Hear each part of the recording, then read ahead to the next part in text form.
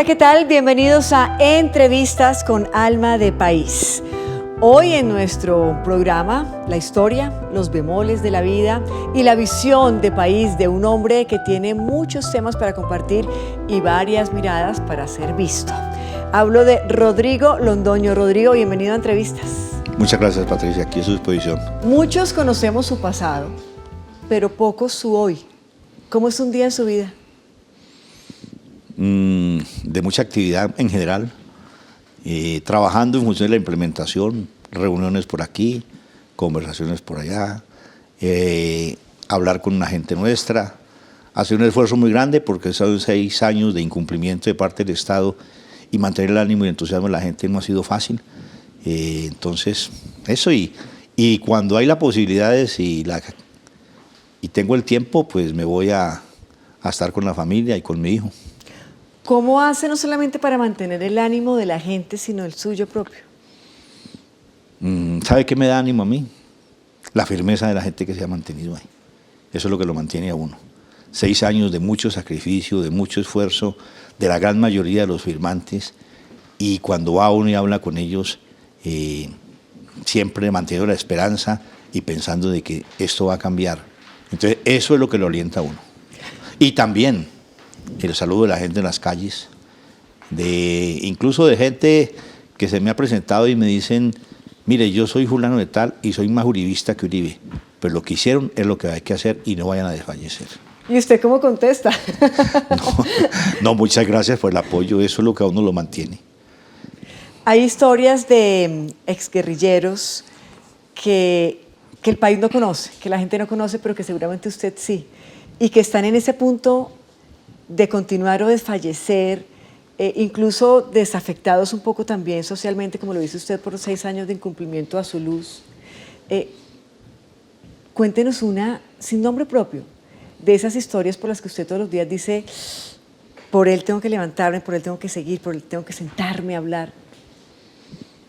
Son tantas, recuerdo alguna en particular, especialmente de las compañeras, de las exguerrilleras y de las que tienen sus hijos, de a pesar de que las dificultades económicas para mantenerlo, la necesidad de atenderlo, pero el tiempo y dedicarle de todas maneras tiempo y espacio para la actividad de dirigentes, porque si usted va a los espacios, en la mayoría de los espacios se destacaron una gran cantidad de mujeres que son las que están en buena medida echando el hombro al ánimo y el entusiasmo y a trabajar en función de no dejar perder la esperanza.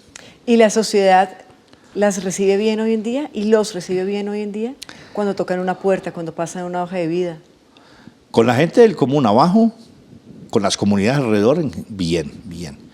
Pero ya cuando se ve y se va a buscar trabajo, la estigmatización de ser excombatiente, de haber sido guerrillero, incide, y es una de las cosas que la gente se queja, porque en el acuerdo está que se iniciaba una campaña desde el mismo Estado y poner a todas las instituciones en función de neutralizar la estigmatización.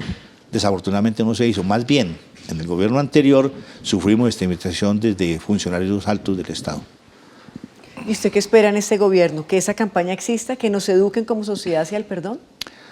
Es algo que le venimos diciendo al gobierno, la necesidad de iniciar todo un trabajo educativo a través de todas las instituciones en función de confluir para frenar la estigmatización como un elemento clave para la reconciliación.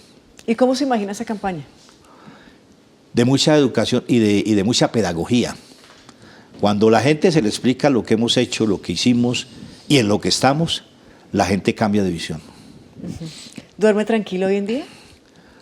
Sí, yo duermo tranquilo. En general siempre he dormido tranquilo. ¿Incluso en la selva? Sí, claro. ¿No tiene problemas de sueño?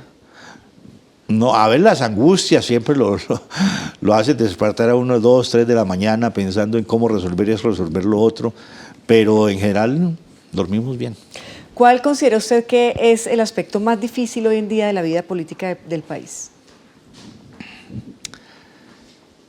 ¿En qué sentido? En el sentido del ejercicio mismo de la política.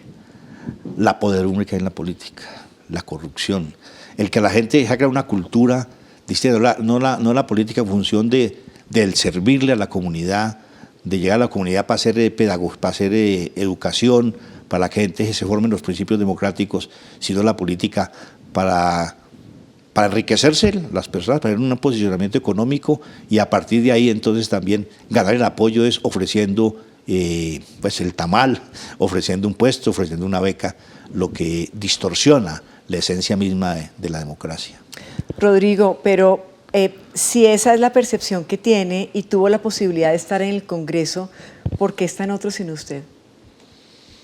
No creí que esa era mi tarea. Yo creo que mi tarea es estar al frente, la que me dio la asamblea, el colectivo del partido, me propusieron como presidente del partido y creo que combinar las dos cosas es sumamente complejo y creo que he dedicado mi tiempo a mis energías en función de conducir el partido.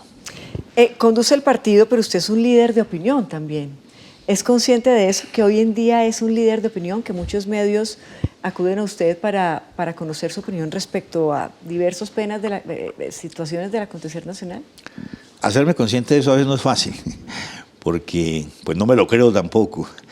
Pero sí entiendo de que, bueno, soy el presidente del partido, pero soy el firmante, el signatario, y que bajo mis hombros está la responsabilidad de la implementación para todos los firmantes, independientemente de si están o no están en el partido. ¿Y hacia dónde van los colombianos y las colombianas? Yo creo que estamos entrando en una etapa muy interesante, en un momento de cambio, de verdad de cambio, en que hay que cambiar toda una serie de parámetros, una serie de estilos de hacer la política, de esa que hablábamos ahorita, de rescatar de verdad lo que debe ser la política, y creo que hacia allá vamos, con muchas dificultades porque hay mucha oposición, hay algunos sectores muy poderosos que tratan de frenar ese cambio. ¿Y por qué cree que lo quieren frenar? Sencillo. Porque ya se les van a disminuir sus arcas, porque la política aquí se ha ejercido en función del enriquecimiento de un grupo muy pequeño de la sociedad colombiana y ahora se está en función de un cambio que va a implicar el que la riqueza del país se redistribuya en la gente. Rodrigo, dicen que el alma de un revolucionario nunca muere. ¿Usted sigue siendo rebelde? Sí, claro. Esa condición no la pierde uno. ¿Y hoy en día se revela frente a qué? A las injusticias, a las cosas mal hechas. ¿Y hoy en día hay cosas mal hechas Sí, en claro, el país claro, actualmente?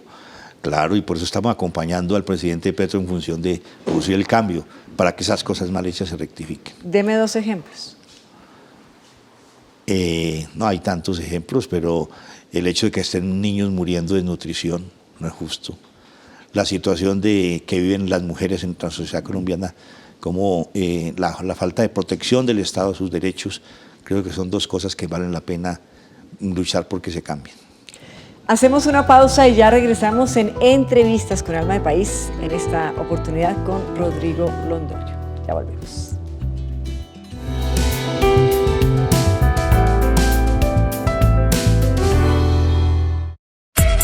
Las noticias como son, la información de primera mano, las voces de sus protagonistas. ¿Cómo perderme hoy precisamente el nacimiento de este espacio? ¿Qué es ser jefe de gabinete? Es como poder articular muchas de las decisiones del presidente. Placer gigantesco, muchas gracias a ustedes por la invitación. Estaba hace rato así diciendo ojalá me inviten y lo logramos. Yo me siento muy orgulloso de ver tanta gente joven, tantos periodistas maravillosos haciendo periodismo. Conectamos las regiones en la búsqueda de la paz total y nuestros valores.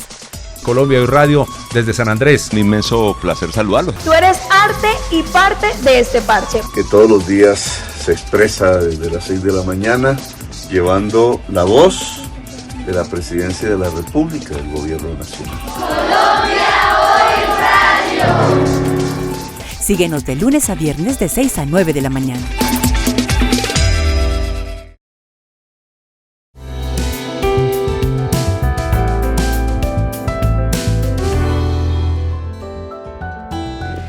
Continuamos en Entrevistas con Alma de País, en esta oportunidad con Rodrigo Londoño, y lo invito en este bloque a hablar de paz y de reconciliación. Usted ha mantenido encuentros con centenares de víctimas, se ha visto a los ojos con muchos de ellos precisamente para buscar la verdad. Sin embargo, el país, hay un país que dice que los exguerrilleros en ocasiones parecen como inmunes al dolor. ¿Cómo ha vivido usted esos encuentros, Rodrigo? Bueno, esos encuentros han sido bastante duros, de mucho sentimiento, de mucha emoción, pero muy aleccionadores. Comenzando por el primero que se dio, en el cual no participé, pero conocí la versión de mis camaradas en La Habana, las 60 víctimas que fueron allá, representadas víctimas de todos los sectores, lo que me contaron y lo que sintieron los camaradas nuestros, creo que nos reafirmó que teníamos que buscar una salida a este conflicto. ¿Qué sintieron en ese momento? Pues a ver, son muchos sentimientos encontrados, porque nosotros buscamos un proyecto político con las armas en la mano, pensando en función de la sociedad, en función de la población más humilde, y ver que los efectos en buena medida se nos han venido en contra. Eso para nosotros pues, fue bastante duro, y por eso dijimos, no, esto hay que terminarlo, y hay que seguir buscando esos cambios, pero por caminos distintos que no le generen heridas tan profundas en la sociedad colombiana, y que lo que mira uno es que lo más afectado es la gente más humilde. Eso es muy impactante. Si en el abanico de los sentimientos pudiera usted escoger los que lo inundan a usted en esos encuentros, ¿cuáles serían esos sentimientos? ¿A qué sentimientos? Creo que han sido tantos los encuentros con madres de soldados, con soldados y policías lisiados, con secuestrados, con hijas e hijos de desaparecidos, con familiares de gente que fue asesinada, que no debió haber pasado lo que pasó.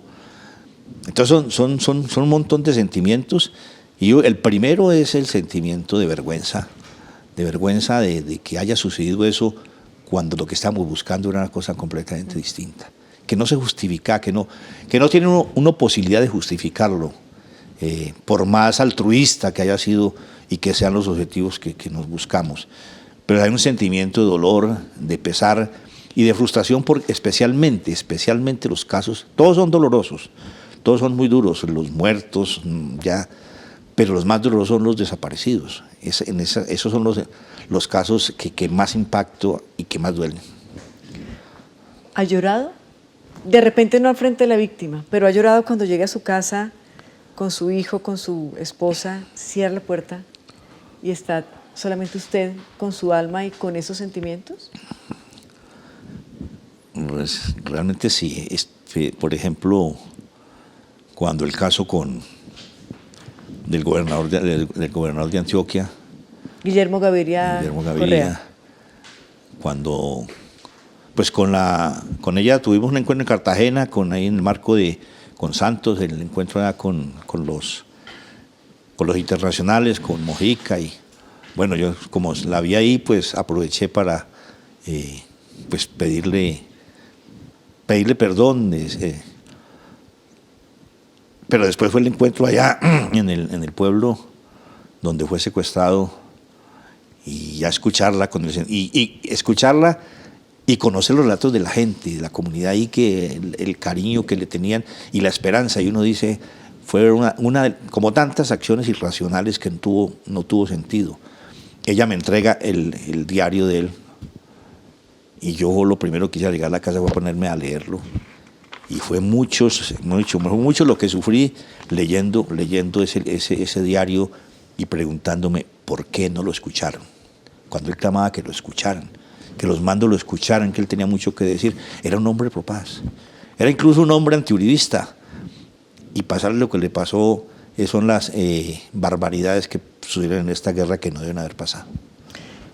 ¿Y los encuentros con los militares también han sido difíciles? Pues cada encuentro tiene su propia particularidad, ¿no? De todas las, con los militares está el que, bueno, eran la contraparte, la que representaba el Estado, y que su función era aniquilarnos. Y la función de nosotros era defendernos y también, pues, sacarlos del medio. Son unas circunstancias distintas, pero sí muy... Porque desde la misma Habana comenzamos a entenderlo. Yo creo que una de las decisiones más acertadas que tuvo el presidente Santos fue haber vinculado militares activos a la mesa. En la subcomisión aquella que trabajó el cese al fuego y la dejación de armas. Ahí de todas maneras, inicialmente con muchas prevenciones de lado y lado, pero porque estuvieron militares que estuvieron en la confrontación, sí, que estuvieron allá y sabían lo que fue eso, y hablando con compañeros nuestros que también estuvieron ahí.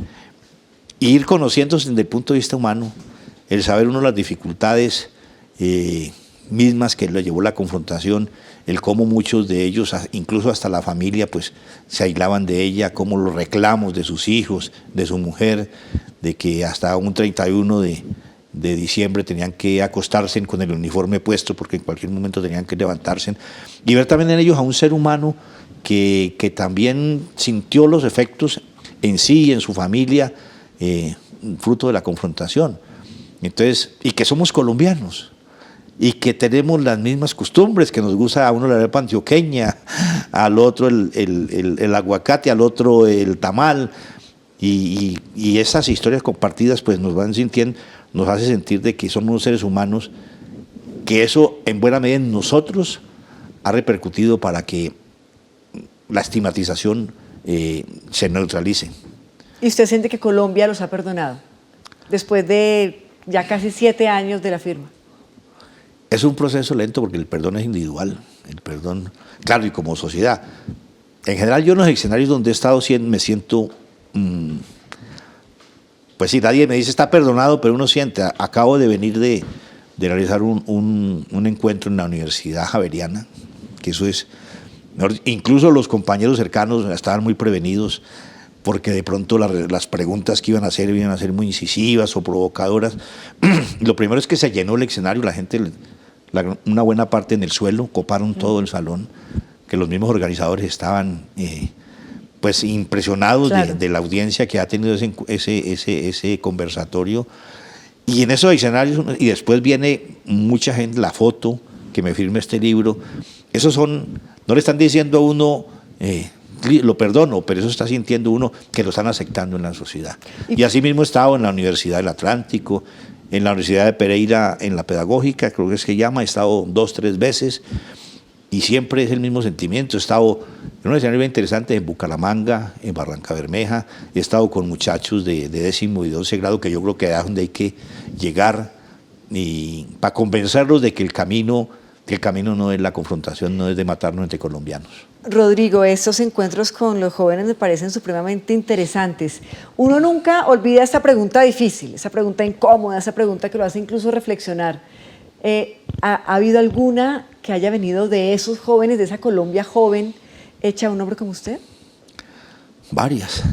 Una que traiga colación. Así. A ver, con los muchachos estos de 10º y 11 en Bucaramanga, que estaban en un curso de filosofía, estaban terminando el curso. Aunque no fue dentro del público, ¿no? Se salió una calladita y se vinieron y me preguntan uno, ¿usted qué sintió cuando mató el primero? Dice, no, pero queda uno, no, mire, es que en la guerra es aquí así, la confrontación se dispara, y uno nunca sabe si el tiro... Entonces le decía el uno al otro, yo sí le dije, era una discusión que tenían entre ellos, pero son preguntas duras de las preguntas que se hacen. Pero por supuesto. Claro. Hablando ya en el presente, una cosa es, claro, que haya gestos y manifestaciones de aceptación, donde usted se sienta cómodo, pero otra muy distinta es el fuero interno. ¿Usted se ha perdonado? Nunca he pensado en eso, que me haya perdonado. Yo siento lo que ya decía antes, como esa frustración de que lo que estábamos haciendo a conciencia, convencidos de que lo estábamos haciendo bien, haya producido esas heridas tan profundas en la sociedad colombiana. Aunque se había escuchado a Marulanda, en cierto momento yo tuve el privilegio de andar algunos años con él, Y él era un hombre que mantenía reflexionando y siempre era un buen paisa, converse y converse. Y alguna vez decía, este conflicto ahí tenemos que terminarlo pronto. Entre más se demore, las heridas van a ser más profundas y más difíciles de sanar. Y desafortunadamente me ha tocado vivir eso, porque realmente las heridas que se generan en la sociedad colombiana son muy profundas y no son fáciles de sanar de un día para otro. Hoy encaramos una propuesta del presidente Gustavo Petro que tiene que ver con la paz total y que seguramente es esperanzadora. ¿Cómo ve usted todo este proceso que inicia? Bueno, desde el principio cuando salió el planteamiento de la paz total, yo siempre dije, es una utopía en la como la define este escritor, me pasa el nombre ahorita. La utopía es el horizonte que caminamos hacia él y entre más caminamos 2 pasos y se aleja 10 pasos. Es decir, ¿para qué nos sirve la utopía? Para caminar. Esta propuesta de la paz total lo dijimos desde el principio, lo hemos dicho y lo dijimos ahora que conversamos con el presidente, lo consideramos nosotros bastante audaz, pero arriesgada. Arriesgada especialmente porque hay sectores de la sociedad colombiana que se oponen a la paz, que quieren que continuemos matándolos entre los colombianos y que siga la violencia como un instrumento de la política y para mantener el poder económico. Sí, pero a veces también son los grupos armados ilegales que no cumplen su palabra y lo veíamos hace poco. Ha habido alrededor de unas 200 violaciones de cese el fuego. Pero ¿a qué intereses representan esos grupos? Esa es la pregunta que hay que hacerse y que es muy importante hacérsela y escudriñar en eso, ¿qué intereses representan? Sí, pero las disidencias de Iván Mordisco, por ejemplo, representarían casi 145 de estos ceses del fuego, 145 de estos actos violentos han sido por las disidencias. ¿Qué decirle a la disidencia? ¿Qué intereses representan? La pregunta que dejo ahí, no la voy a responder yo. ¿Pero qué decirle a esas disidencias? Que si de verdad tienen la decisión de ayudar a construir la paz en Colombia, hay que ambientarla. Eso lo aprendimos nosotros.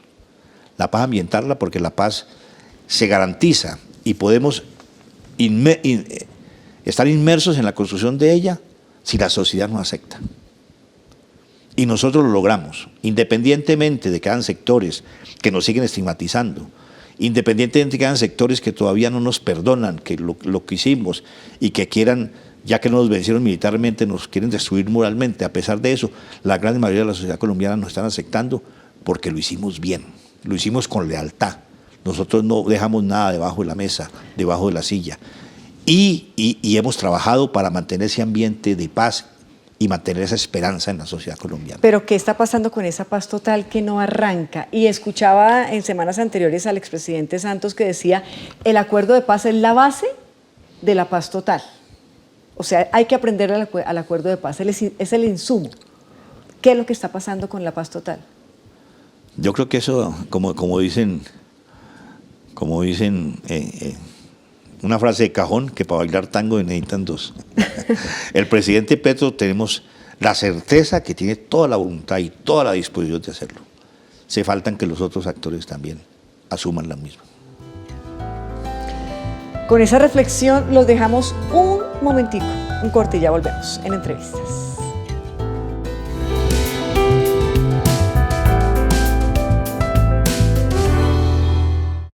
Quien no sabe de dolor no entiende el verdadero perdón. Y es que vivir la guerra en carne propia y reponerse es de valientes. Volver a confiar, transformar el odio y retomar la vida justo donde la dejaron no lo hace cualquiera. Levantarse cada mañana con la única convicción de que este país se merece una segunda oportunidad, la oportunidad de una paz total. Esto es lo que ha unido a las víctimas del conflicto en Colombia. Por eso queremos honrarlos, porque sin su fuerza y su poder transformador, esta historia no sería la misma.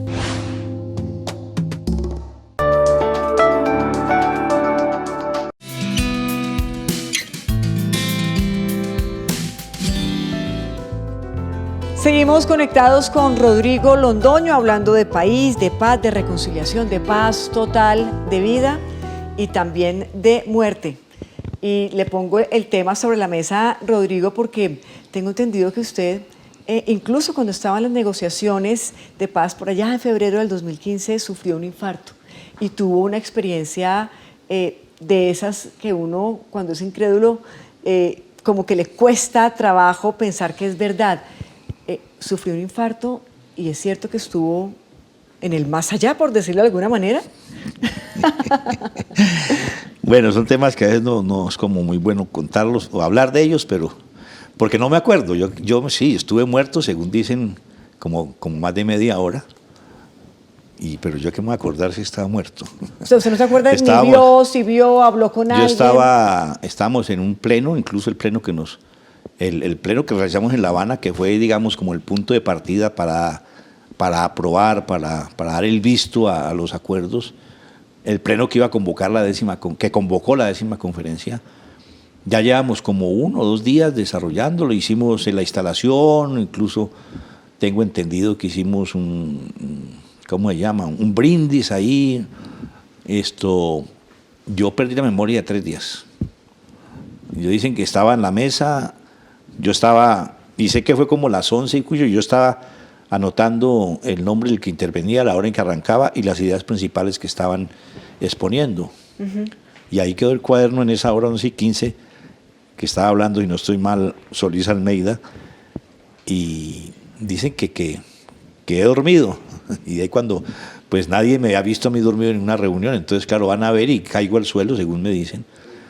Bueno, estábamos a 10 minutos del hospital y allá me llevaron, según lo que me cuentan. Ya me daban por perdido porque ya habían hecho varios intentos con esto de choques eléctricos. Dicen que al tercero ya sí volví a respirar, pero ya me daban que definitivamente. Yo sé que desperté ya en un hospital lleno de tubos por varios lados y un cubano preguntándome si yo me acordaba quién era él. Sí. Porque la preocupación, después le explican a uno de los médicos, era que fue mucho tiempo sin oxigenación en el cerebro, entonces no se sabía cómo iba a quedar. Pero no es cierto que usted vio por allá a Marulanda, ¿o eso es un mito? Pues, no, ese cuento es de... el que más me insistía era Iván Márquez, pero ¿usted qué vio? ¿Y usted qué vio? Y varios, ¿no? Y yo dije, bueno, ¿cómo hago? Pues yo no vi nada. Entonces le dije, no, sí.